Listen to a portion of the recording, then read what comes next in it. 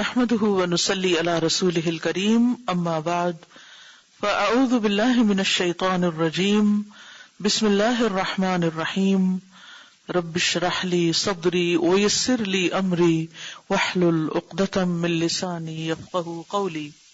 توبہ کی قبولیت کی علامتیں۔ کچھ علامتیں ہیں جو دلالت کرتی ہیں، جو رہنمائی کرتی ہیں توبہ کے درست ہونے پر اور اس کی قبولیت پر۔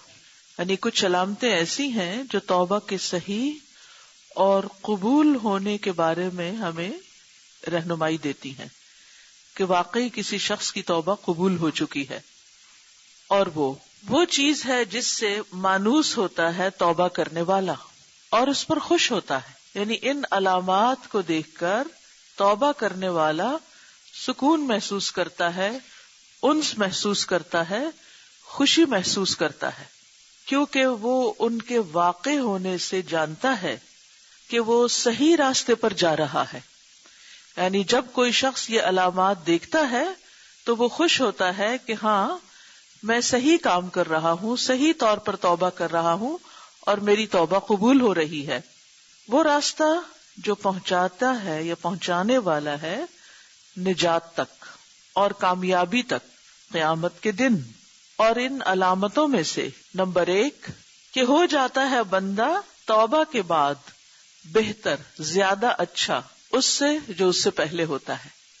یعنی بندے کے حالت میں، اس کی عبادت میں، اس کے اخلاق میں، اس کے کاموں میں بہتری آ جاتی ہے، اس کی زندگی میں امپروومنٹ ہوتی ہے، اس کا وقت اب نیکیوں میں گزرتا ہے۔ اور ہر انسان اس بات کو اپنے نفس میں، اپنے اندر، اپنی ذات میں محسوس کرتا ہے۔ یعنی یہ خوشی انسان خود ہی اپنے اندر محسوس کر سکتا ہے۔ پھر اگر وہ توبہ کے بعد توجہ کرنے والا ہو اللہ کی طرف، عالی ہمت ہو، یعنی اس کی ہمت بڑھ چکی ہو، عزم پختہ ہو چکا ہو، اس کی ڈٹرمینیشن میں اضافہ ہو چکا ہو، تو یہ چیز دلالت کرتی ہے اس کی توبہ کی سچائی پر، اس کے درست ہونے پر اور اس کے قبول ہونے پر۔ یعنی توبہ کرنے کے بعد انسان کے دل کی کیفیت بدلتی ہے، اس کے اندر نیکی کرنے کا شوق پیدا ہو جاتا ہے اور اس کی ہمت بڑھ جاتی ہے۔ پہلے وہ سوچتا ہے کہ میں تو یہ کام کر ہی نہیں سکتا کیونکہ میں تو ایک گناہگار انسان ہوں، یہ کام تو نیک لوگ کرتے ہیں اور بڑے بڑے لوگ کرتے ہیں، میں کیسے کر سکتا ہوں۔ لیکن جب وہ گناہوں سے توبہ کر لیتا ہے تو اس کے اندر ایک خاص قسم کی نیکی کرنے کی قوت آ جاتی ہے، اور پھر اس کا ڈٹرمینیشن اور اس کا ارادہ بھی بڑا پکا ہو جاتا ہے۔ یعنی وہ ڈاواں ڈول نہیں رہتا کیونکہ وہ اپنی چوائس سے ایک نیا راستہ اختیار کرتا ہے۔ اسی لیے آپ دیکھتے ہیں کہ وہ لوگ جو شعوری طور پر مسلمان ہوتے ہیں، ایک تو نا بائی برتھ مسلمان، ایک وہ ہیں جو اپنی چوائس سے مسلمان ہوتے ہیں اور اپنی پچھلی زندگی کو خیر باد کہہ دیتے ہیں اور اسلام کا راستہ صحیح طور پر اختیار کرتے ہیں، تو ان کی ہمتیں اور ان کے ارادے اور ان کے کام عام مسلمانوں سے کہیں زیادہ بہتر ہوتے ہیں اگر وہ واقعی صحیح معنوں میں مسلمان ہو۔ اسی طرح اگر کوئی شخص لا علم تھا، جاہل تھا یا گناہوں کی زندگی بسر کر رہا تھا، لیکن جب اس کو احساس ہوا اور اس نے توبہ کر لی تو اس کے بعد کی زندگی زیادہ پروڈکٹیو ہو جاتی، زیادہ قوی ہو جاتی، فائدے کی ہو جاتی، اپنے لیے بھی اور دوسروں کے لیے بھی۔ نمبر 2 کہ مسلسل رہتا ہے، ہمیشہ رہتا ہے خوف اور اللہ تعالیٰ کی نگرانی کا احساس اس کے ساتھ رہنے والا۔ یعنی اس کے دل میں اللہ کا خوف پیدا ہو جاتا ہے اور اس کے دل میں ہر وقت یہ خیال رہتا ہے کہ میرا رب مجھے دیکھ رہا ہے، اس کے دل میں رب کی یاد ہوتی ہے۔ وہ کوئی بھی غلط کام کرنے لگتا ہے تو اس کو یاد آ جاتا ہے فوراً ہی کہ میرا رب مجھے دیکھ رہا ہے۔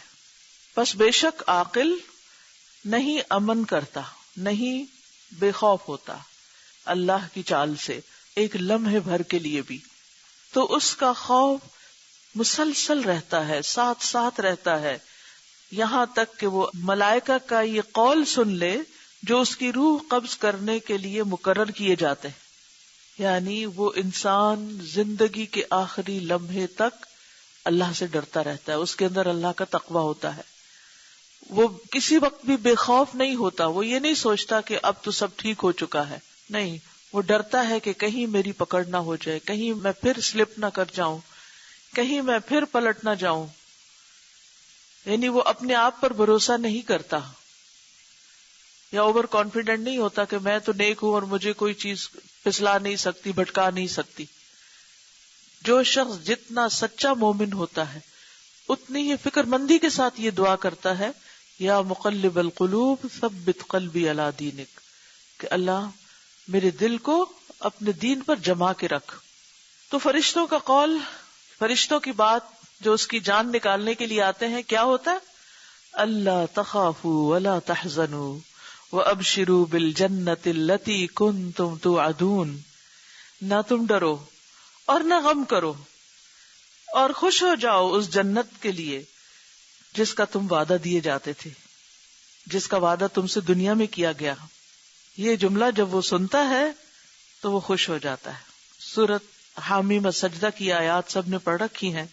ان الذین قالوا ربنا اللہ ثم استقاموا، بے شک وہ لوگ جو کہیں کہ اللہ ہمارا رب ہے پھر اس پر استقامت اختیار کریں، جم جائیں، ثابت قدمی اختیار کریں. ان کے لیے کیا خوشخبری ہے؟ تتنزل علیہم الملائکۃ، فرشتے ان پر اترتے ہیں. اور خاص طور پر موت کے وقت جان لینے کے لیے جو فرشتے آتے ہیں وہ آ کر کیا کہتے ہیں؟ اللہ تخافوا، مت ڈرو. ساری زندگی تم نے ڈرتے ڈرتے گزاری، اب ڈر ختم ہے، اب ڈرنے کی ضرورت نہیں.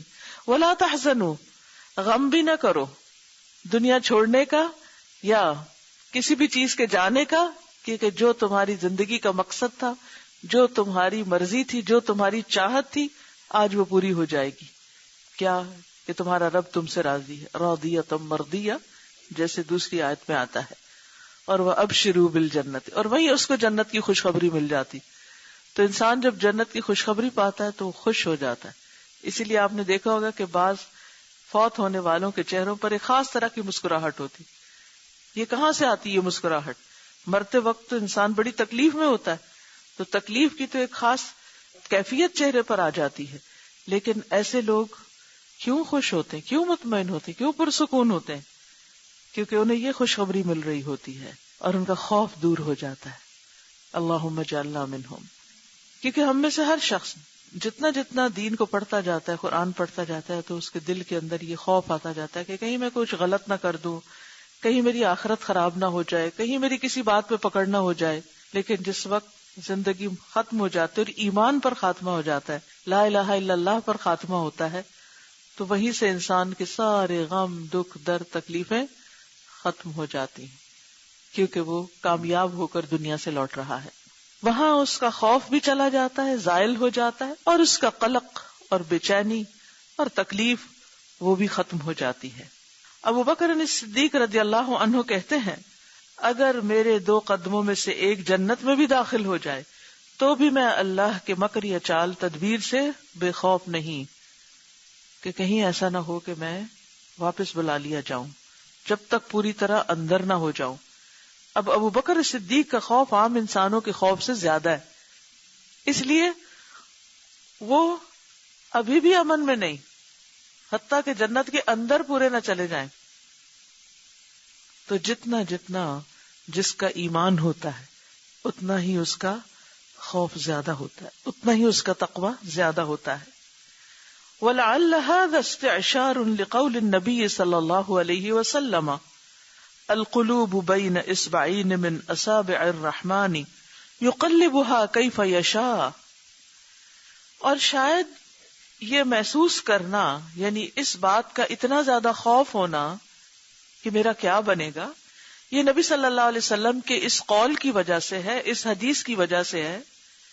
کیا کہ القلوب دل بین اصبعین 2 انگلیوں کے درمیان ہوتے، من اصابع الرحمن رحمان کی انگلیوں کے، یقلبها کیف یشاء وہ انہیں الٹ پلٹ کرتا رہتا ہے جیسے وہ چاہتا ہے. تو اللہ سبحانہ وتعالی بندوں کے حالات جانتا ہے. ہم اگر دین پر ہیں یا ہمیں اس سے محبت ہے یا ہم اس راستے کو اپنائے ہوئے تو یہ بھی اللہ کا فضل ہے، کرم ہے، عنایت ہے. اور جس انسان کو جتنا زیادہ اس نعمت کا احساس ہوتا ہے کہ اللہ کی نعمت ہے جو مجھے ملی ہے، اللہ کی پہچان، اللہ کے دین کا راستہ، وہ اتنا زیادہ اس پر شکر گزار ہوتا ہے، خوش ہوتا ہے. اور جتنا زیادہ کسی نعمت پر انسان خوش اور شکر گزار ہوتا ہے اتنا ہی ساتھ ڈر آ جاتا ہے. یاد رکھیے کہ نعمت پر خوشی کے برابر ڈر بھی ہوتا ہے کہ کہیں یہ نعمت چھن نہ جائے، یہ نعمت چلی نہ جائے، کہیں اللہ تعالیٰ کی یہ محبت میرے دل سے کم نہ ہو جائے. کیونکہ یہ ڈر کہ یہ نعمت ہے میرے لیے، کیونکہ ہر نعمت کے ساتھ ایک ڈر ہوتا ہے. انسان جس بھی چیز سے محبت کرتا ہے اس کے ساتھ ایک پین بھی ہوتی ہے اور ایک خوف بھی ہوتا ہے کہ یہ میری محبوب چیز مجھ سے چھن نہ جائے، کہیں میرے ہاتھ سے چلی نہ جائے. کسی بھی چیز کے بارے میں آپ سوچیے، آپ دیکھیے کہ بچوں سے آپ کو محبت ہوتی، لیکن بچوں کی جدائی کا غم بھی ہوتا ہے، ساتھ ہی خوف بھی ہوتا ہے.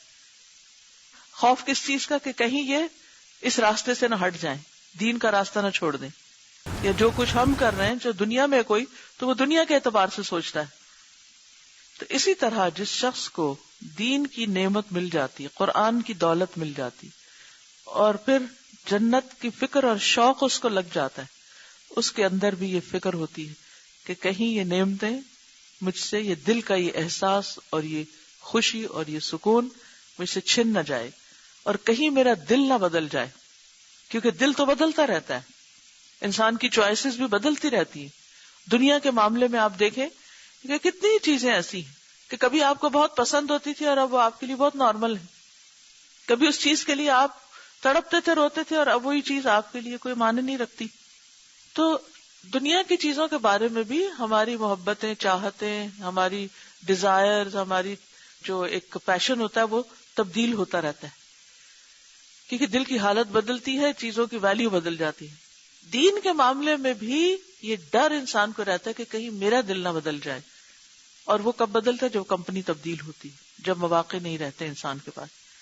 یاد رکھیے کہ دنیا کی ہر چیز آؤٹ ڈیٹڈ ہو جاتی ہے، ہمارا دین آؤٹ ڈیٹڈ نہیں ہوتا، اس لیے اس سے محبت کم نہیں ہونی چاہیے. انسانوں کی محبت میں اونچ نیچ ہوتی رہتی ہے کیونکہ انسان بدلتے رہتے ہیں. اللہ سبحانہ وتعالیٰ کی ہستی میں کوئی تبدیلی نہیں، اس قرآن میں کوئی چینج نہیں، یہ وہی قرآن ہے.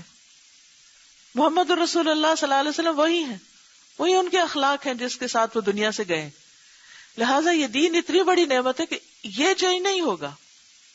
یہ الگ بات ہے کہ اگر ہمارا اسے تعلق نہیں تو پھر ہمارے اندر تبدیلی آ سکتی. تو ایک تو اس چیز کے ساتھ ہمیں اپنے بارے میں سوچنا چاہیے کہ اگر ہم واقعی چاہتے ہیں کہ ہماری توبہ قبول ہو اور ہم حق کے راستے پر رہیں تو پھر قرآن سے، اللہ کے ذکر کی مجلسوں سے، اللہ والوں سے، دین سے جڑ کے رہیں، تھامے رکھیں ان چیزوں کو. تو پھر انسان کا خوف ذرا کم ہوتا ہے. جسے آپ دیکھیں اکیلے آپ کہیں پر بھی ہوں تو آپ کو ڈر ہوتا ہے، لیکن آپ ایک گروپ کے اندر ہوتے ہیں چاہے دنیا کے کسی کام میں تو آپ کو ایک سپورٹ ہوتی ہے، ایک سیکیورٹی کی فیلنگ ہوتی ہے. اسی گھر اسی بلڈنگ میں آپ اکیلے ہوتے ہیں تو آپ کی فیلنگ اور ہوتی ہے، جب بہت سارے لوگ ہوتے ہیں تو فیلنگ اور ہوتی ہے. اسی جگہ کو آپ لے لیں، اگر رات کے 12 بجے آپ کو یہاں اکیلے بیٹھنا پڑے تو دل کی حالت، وحشت کی حالت کیا ہوگی. تو بالکل اسی طرح جب ہم دین کی مجلسوں کو، ان رونقوں کو، ان روشنیوں کو چھوڑ دیتے تو اندھیروں میں چلے جاتے، اور ان اندھیروں میں بعض اوقات آئسولیشن میں بھی چلے جاتے. کتنے لوگ ایسے کہ جیسے مجلسوں میں شریک ہوتے تھے لیکن پھر اس کے بعد کیا ہوا، آہستہ آہستہ آہستہ ان سے دور ہوئے، تنہا ہو گئے، اور پھر اس ڈارکنیس میں چلے گئے، اور پھر اس خوف کا شکار ہو گئے. وہ اللہ سے دوری کا خوف اور آخرت کا بھی فکر تو آتا ہی ہے بندے کو. جس کو ایک دفعہ آخرت کا پتہ چل جائے وہ ٹوٹلی بے خوف تو نہیں ہو سکتا، لیکن اپنے آپ کو ہیلپ لیس اور انسیکیور بھی محسوس کرتا ہے اس کے ساتھ ساتھ. تو اس لیے بہت ضروری ہے کہ انسان اگر توبہ کرتا ہے، ایک نئی زندگی اختیار کرتا ہے، تو اس میں اس کے لیے لائف سپورٹ بھی ہونی چاہیے تاکہ اس کی روح اور اس کا دل مر نہ جائے.